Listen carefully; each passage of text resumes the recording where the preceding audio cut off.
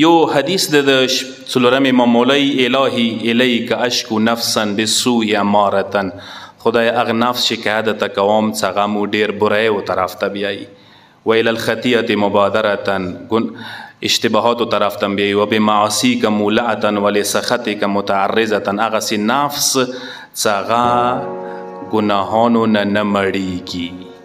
ډیره جوړه جمله ده.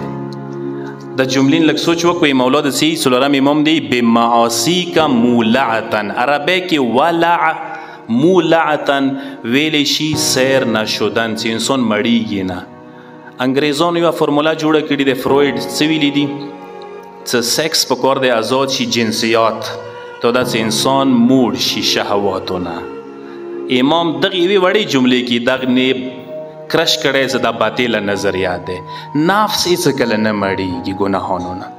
څومره څه ګناهانو ته ورنږدې شو که نه یو پرې ګناهانو کې څه ډوب شولو نوره مخ ته څي تا دا څه یوه ورځ بې خبر واوړې چې انسان بیا غوږونه ونیسي بیا باور نه شي کوی چې دا رښتیا دی. لکه ما ورته سواله کې دوی درې ورځې کې یو خبر سپریډ شوی دی چې ما تاسو د یقین نشو کوای چې داسې کیدای شي. یو انسان دومره وحشي شي، یو انسان دومره درنده شي، یو انسان دومره ځناور شي چې هغه ګناه خو ګناه کوي چې ګناه باندې پورته ګناه چې هغه انسان ویلی نشي، ما تاسو بیان نشو کوای، ما تاسو ذکر نشو کوای.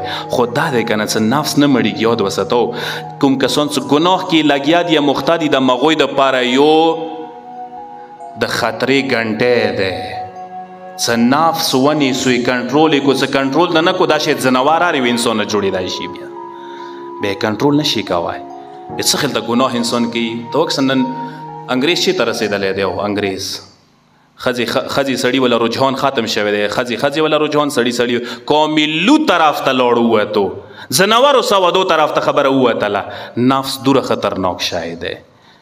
کوشش وکړي انسان کوم سټیج کې نفس باندې کنټرول وکړه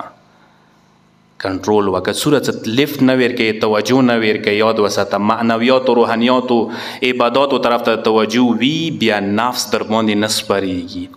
ډیرو کسانو باندې سپور شوی دی. که نفس نه سپور شولي بیا یاد وساته منزل طرف ته د مزل اسانیږي. که نفس د نه سپور شولو بیا د شیطان نه بدتر جوړوي.